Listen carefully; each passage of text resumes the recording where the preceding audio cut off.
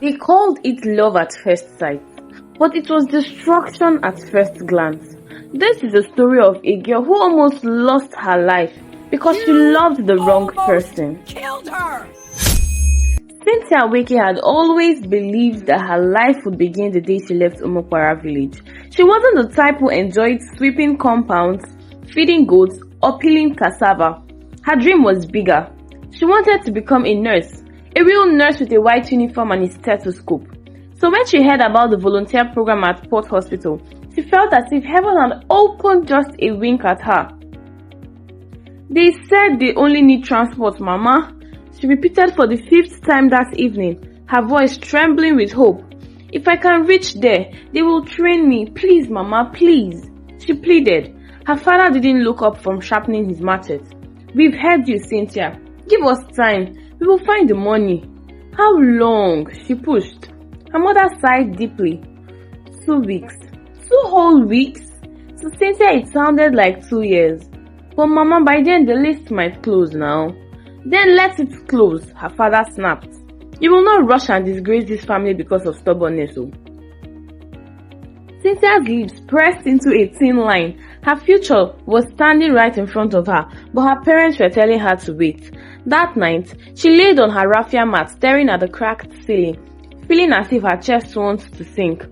She hated the feeling of being stuck. She hated the silence of the village and the constant life that seemed to move in circles. She needed out. And that was when she thought of Amarachi, her friend. Amarachi was everything Cynthia wished. She was bold, stylish, peppered with confidence. She had left the village 2 years earlier and now lived in Port City. Whenever she visited, she came with new wigs, new clothes, and new stories about city life. She was the kind of girl people whispered about, but Cynthia admired her. The next morning, Cynthia rushed to borrow someone's phone and dialed Amarachi. Cyn, baby! Amarachi screamed into the phone. Are you calling to check on your big girl? Cynthia laughed weakly. I need your help. Talk to me, she responded. In a quiet, shaking voice, Cynthia explained everything. The program, the money her parents didn't have yet, the fear of missing her chance. When she was done, Amarachi clicked her tongue. My dear, why are you stressing yourself? Come and stay with me first. Once you're in Port City, things will fall into place. Cynthia's heart jumped really hard. Really? Yes, now. I'm living with my elder brother. He has a big apartment. You can stay in the spare room.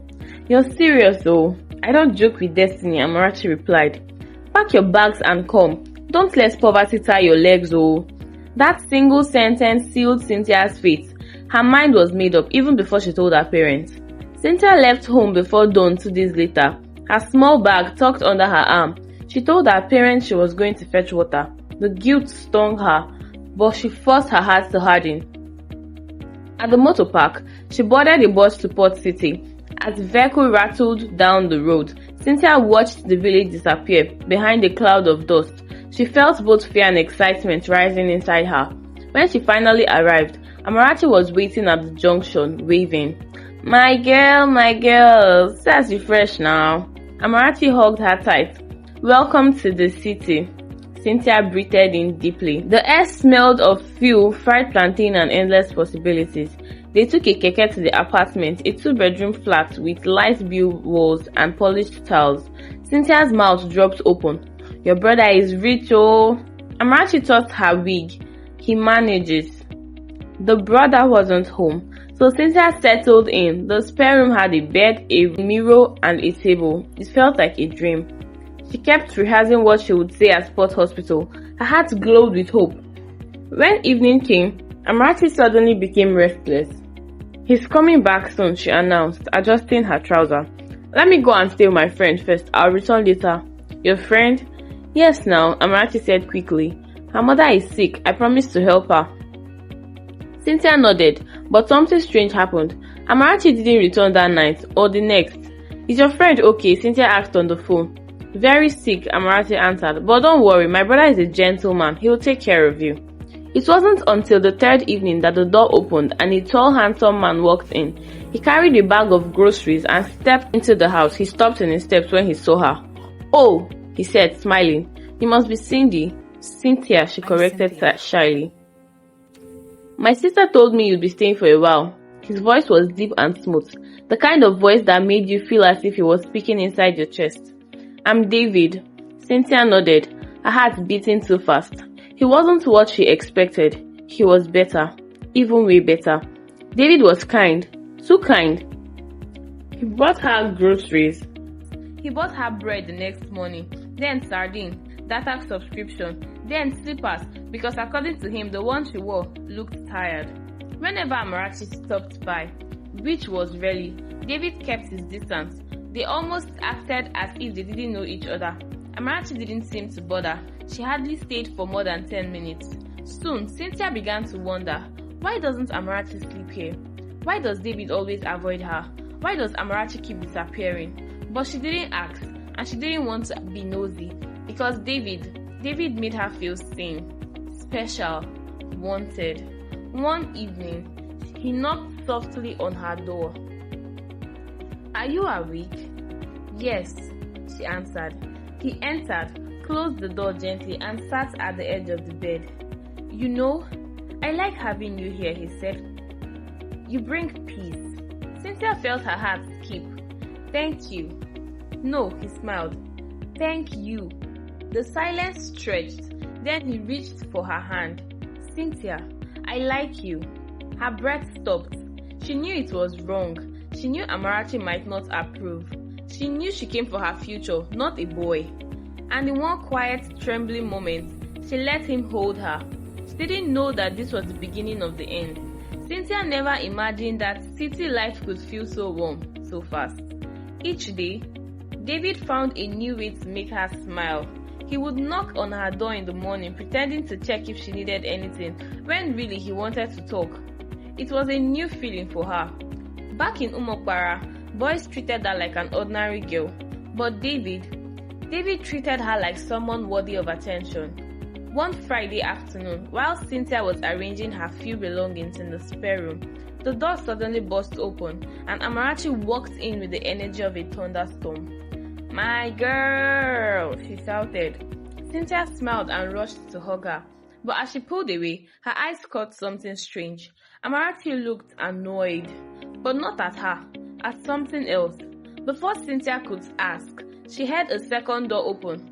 David stepped out of his room, stretching lazily, wearing a shirt he had obviously not buttoned properly. His eyes met Amarachi's for a split second, a very tight-loaded second. Amarachi's jaw clenched. David's expression shifted in a way Cynthia couldn't interpret, but Cynthia simply smiled politely.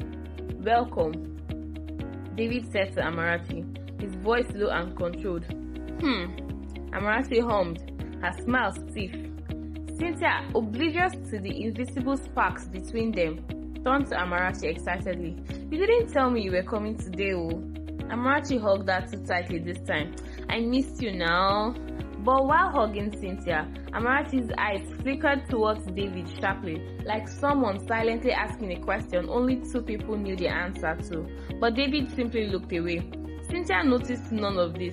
To her, nothing was unusual. She assumed Amarachi was simply her playful self. There was a history between Amarachi and David, a history Cynthia was not supposed to know.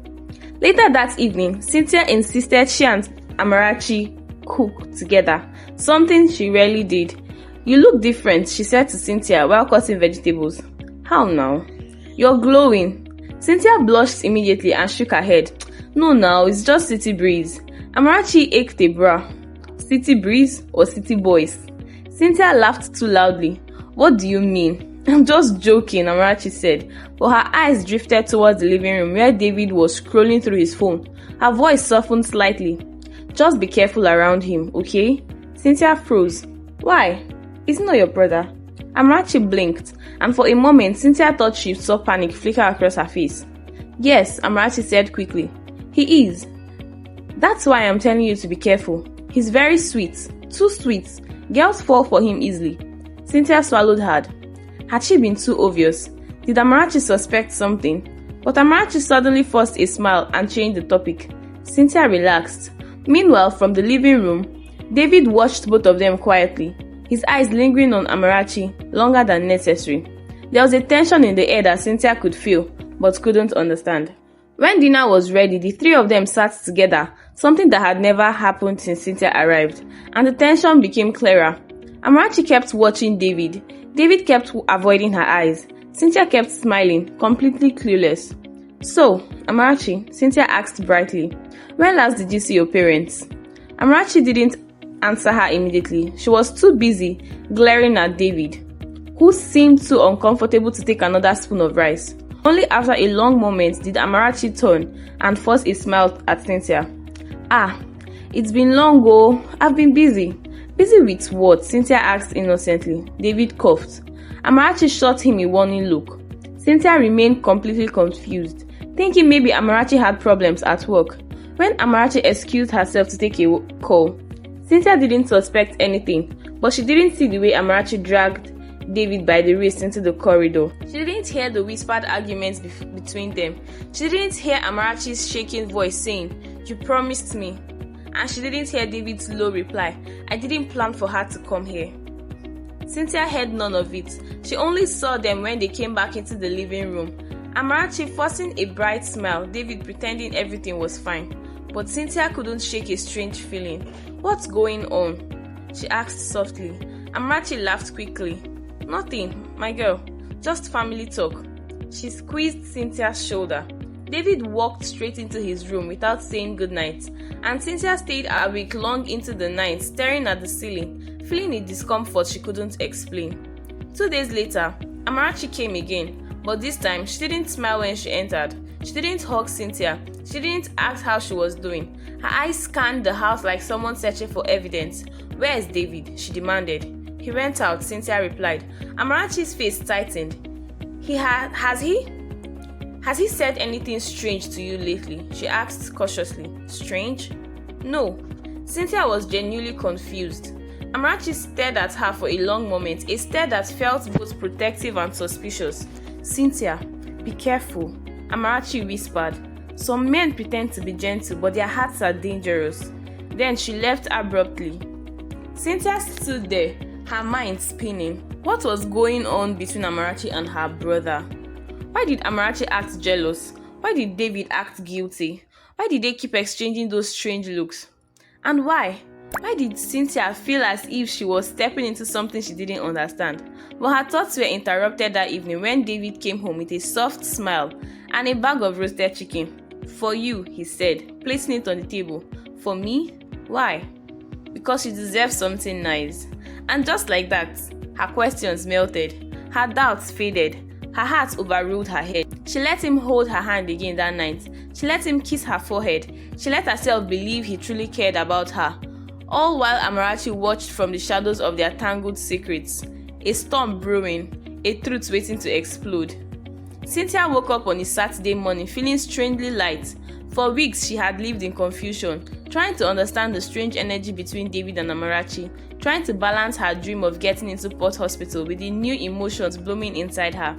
But that morning, she pushed everything aside. She wanted to be happy. She wanted to enjoy the small comforts of her city life. She wanted to believe she was safe. So she braided her hair neatly, applied a little lip gloss, and hummed softly as she swept the sitting room. She didn't hear David come out of his room until he cleared his throat behind her. She turned.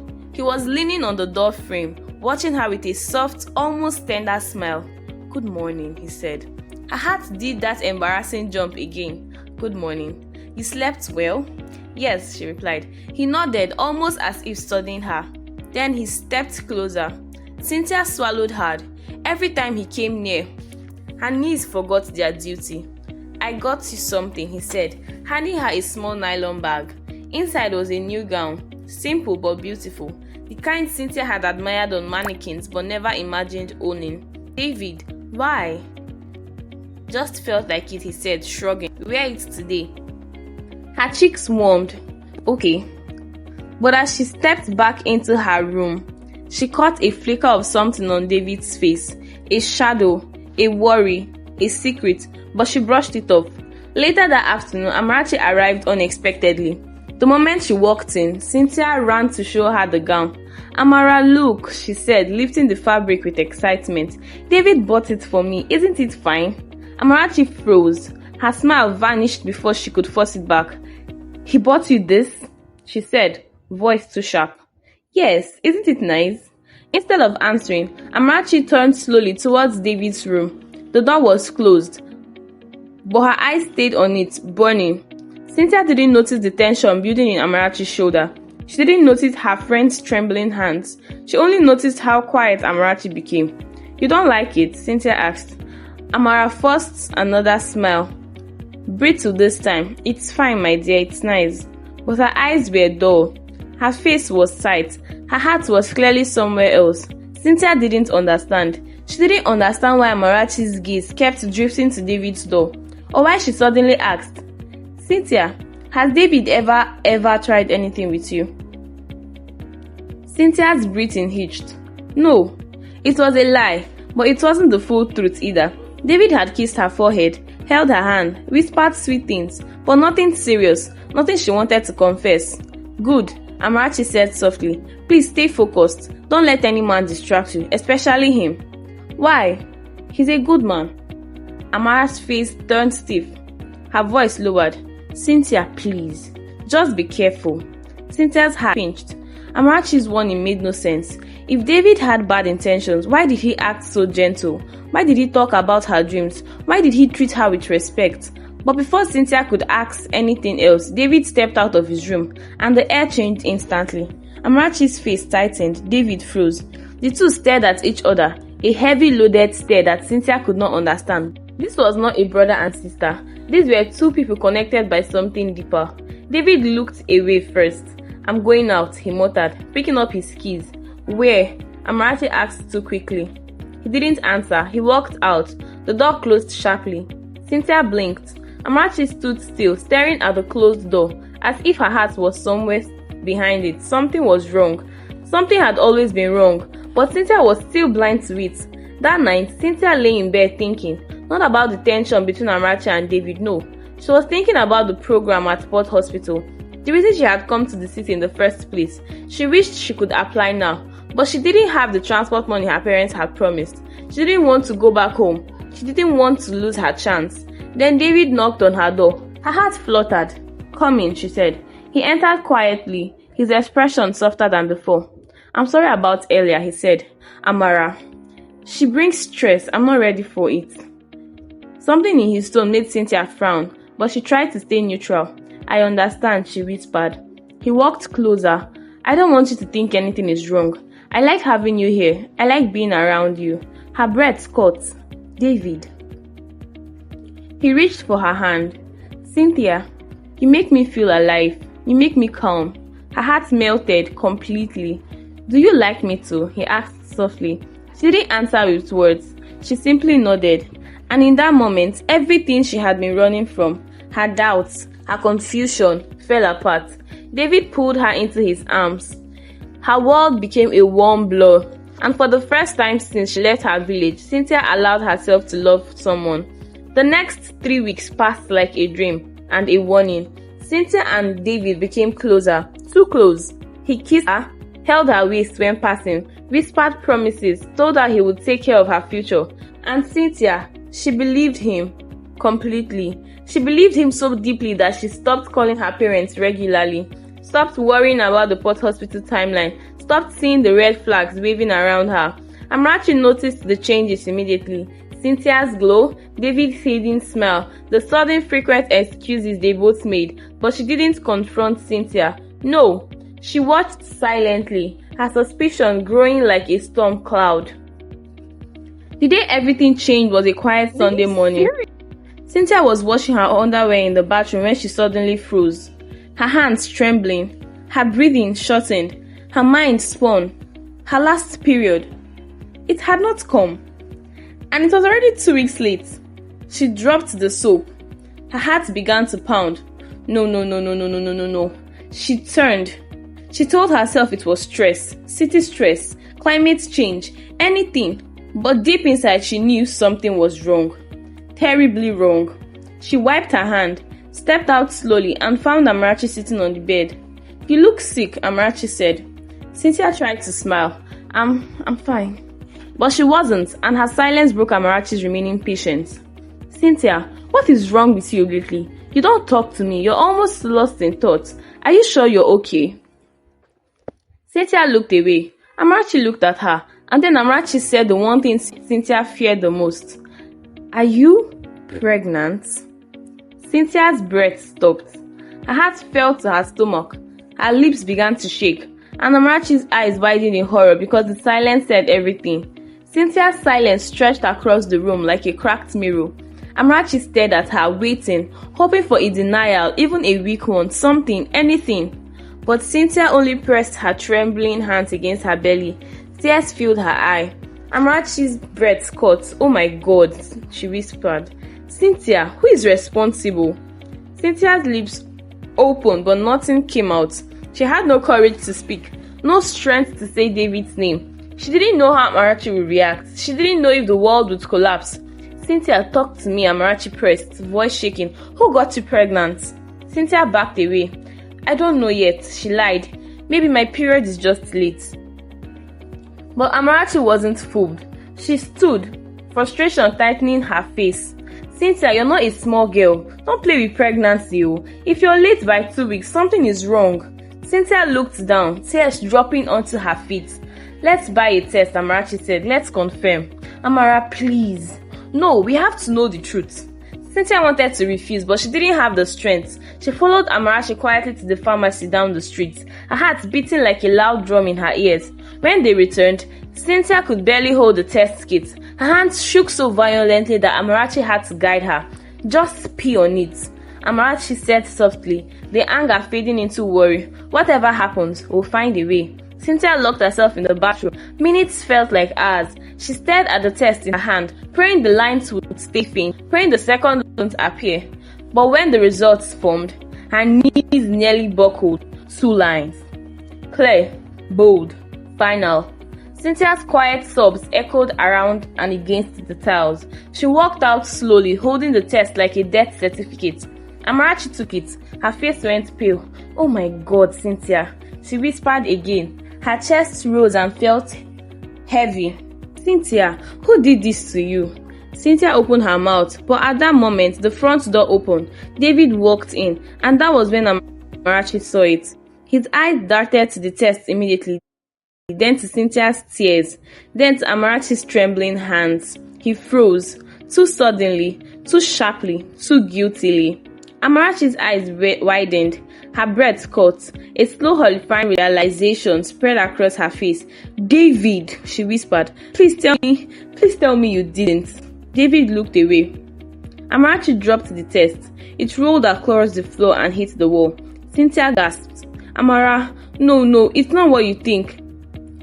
Amarachi turned on her, eyes reddened by betrayal. Cynthia, how long? How long? Cynthia shook her head desperately. I didn't mean for this to happen. I didn't want to date your brother. Amarachi screamed. My boyfriend! You didn't know he was my man? Didn't you notice? Didn't you feel it? He's not my brother! Cynthia cried. I didn't know. I swear I didn't know. David stepped forward.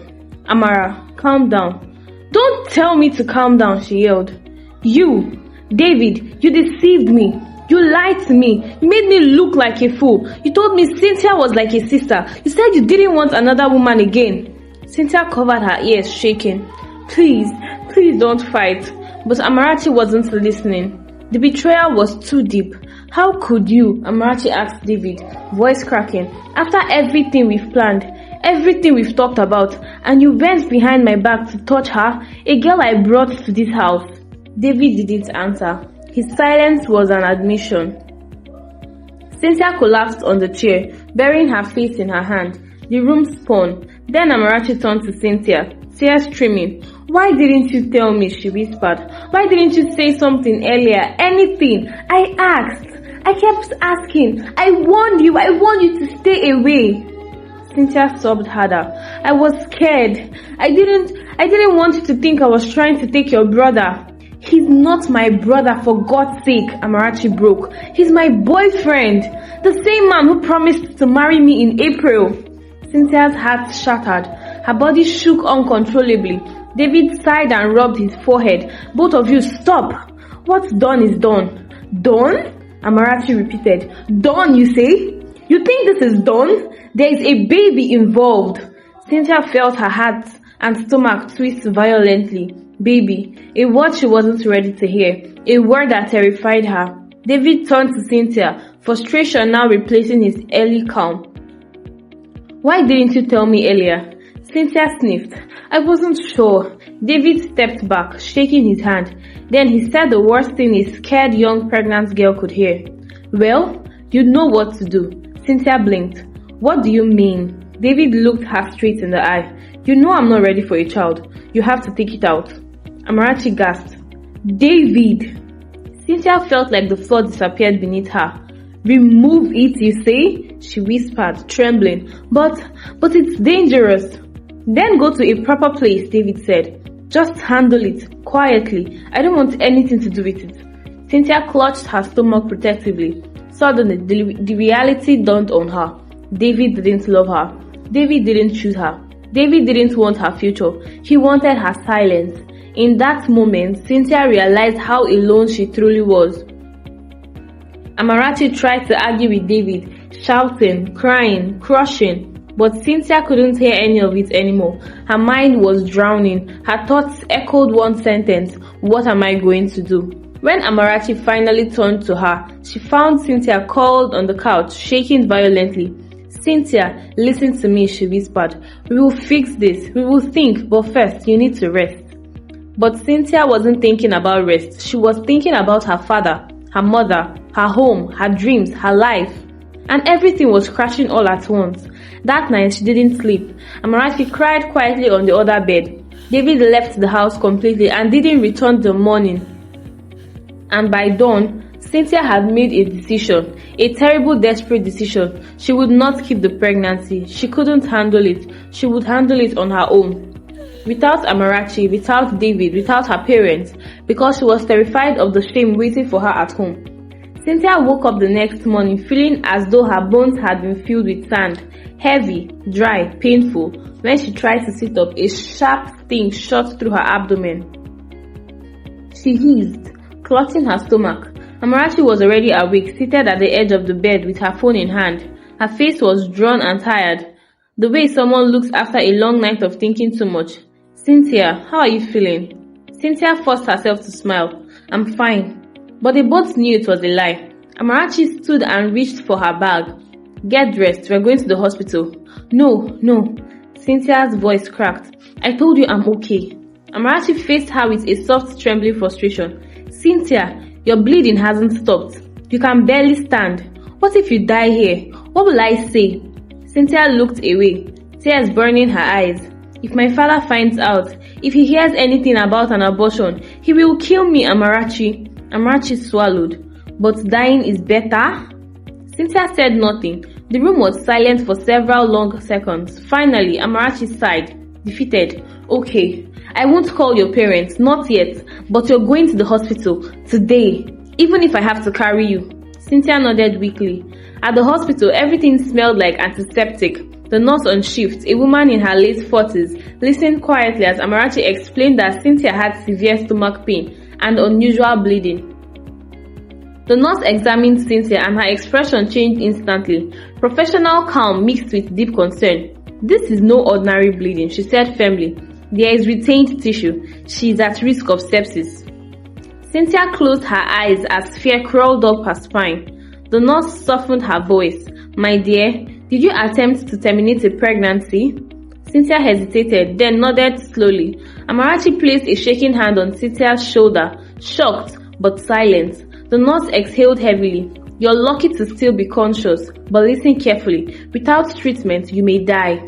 Cynthia held the nurse's hand tightly. Auntie, please don't tell my parents. My father will disown me. The nurse looked troubled, but she nodded. You're 18, an adult.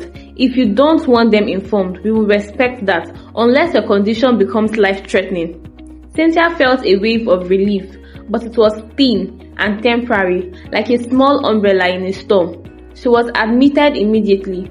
That night, while Cynthia slept heavily from pain medication, Amarachi sat outside the ward shaking. She hadn't eaten. She couldn't think. Her mind replayed Cynthia's confession over and over. Pregnant. Cynthia. With who? A small voice in her head whispered the answer she had been trying to ignore for weeks. David. She rejected the thought, but the signs were lining themselves up like beads on a string. David's sudden mood swings, his overprotectiveness when Cynthia moved in, the late night calls he took outside, the way David stopped touching her whenever Cynthia was around. Her heart clenched painfully. No, she whispered. Cynthia can't be that. Cynthia can't do that to me.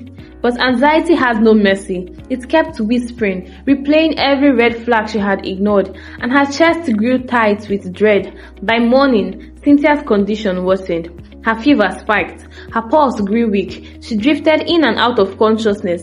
The nurse rushed in with 2 other staff and immediately placed her on IV antibiotics. Amarachi hovered hopelessly near the foot of the bed, trembling. Is she getting worse? Amarachi whispered. She's fighting, the nurse said. But if her fever doesn't go down soon, we will have to transfer her to emergency surgery. Cynthia stared, barely able to speak. Please don't call my parents. The nurse squeezed her arm. We respect your wishes, ma'am, for now. Then she stepped out to prepare more medication. Hours drifted by slowly. Amarachi sat by Cynthia's bedside, her throat tight. She stared at the sleeping fragile girl. The small girl who trusted her, who followed her to the city, who believed she was doing the right thing. Amarachi felt tears rise, and this time, she didn't push down. She wiped her face quietly. Just then, Cynthia whispered in her sleep, David, please. Amarachi froze. The name hung in the air like a bullet. Her heart cracked in two. It was true. All along it was him. She inhaled a shaky breath, stood up and walked out of the ward. Outside, she paced the corridor, her emotions tearing her apart. Betrayal, guilt, shock, confusion. For a moment, she considered calling David, but no. David didn't deserve her panic. Her focus should be Cynthia. She returned to the ward and sat again, watching Cynthia's big breathing. Minutes passed. The monitor beeped steadily. Then suddenly, Cynthia's breathing changed. It grew shallow, uneven. Her temperature got worse. Fingers twitched quickly. The nurses rushed in and examined her. We need to move her to emergency, she said sharply. She's going septic. Amarachi, where are her parents? We can't proceed with major intervention without a next of kin to sign. Amarachi felt the room spin. Cynthia grabbed her hand, whispering with heartbreaking weakness, Please don't tell them. Please. Amarachi's throat closed. The girl trusted her with her life, but she was dying. The nurse looked at Amarachi with urgency. We are losing time. We are losing her. Amarachi's mind raced. Cynthia's mother's face flashed in her memory. Gentle, worried, always asking Amarachi to take care of her daughter.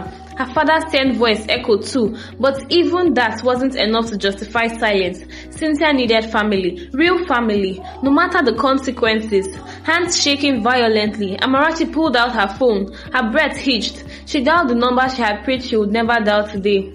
Papa, Cynthia, please, it's Amarachi. Her voice wavered, breaking. You need to come to the hospital now. Cynthia, she is very, very sick.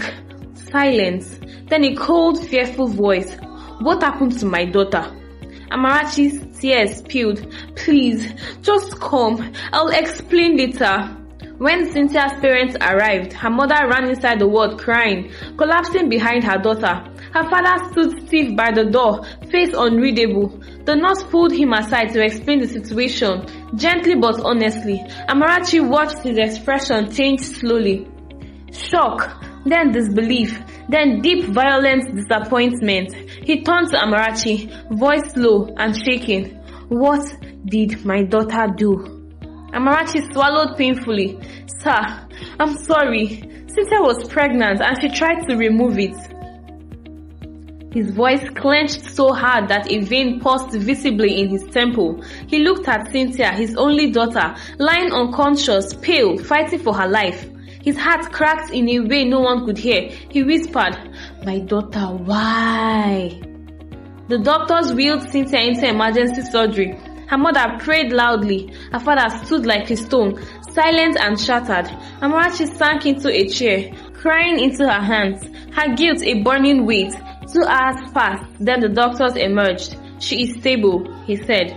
We removed the infection. She will wake up soon. Her mother collapsed in relief. Her father exhaled sharply, but his face remained cold. Cynthia woke up slowly, blinking as the world sharpened into focus. Her mother grabbed her hand, crying, "My child, what have you done to yourself?" Cynthia began to weep silently. Then her father stepped forward. His voice was ice. "You left home. You lied. You chased impatience. And now you nearly died." Cynthia sobbed harder. "Daddy, please." He stepped back. "My daughter died the day she chose the world over her family." Cynthia gasped, choking on her tears. "Daddy, please don't say that. I'm sorry.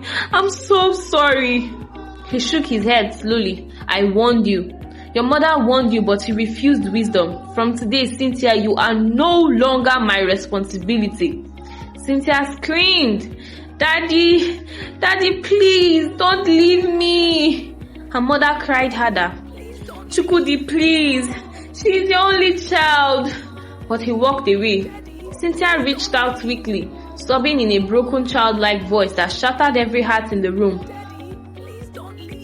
"Daddy, please. I'm sorry. Don't leave me. I didn't know. I didn't mean to. Daddy, please." But he didn't look back. Cynthia broke completely, sobbing until her chest hurt. Amarachi held her hand, tears streaming down her face. Cynthia whispered audibly, trembling with regret, "If I had just been patient.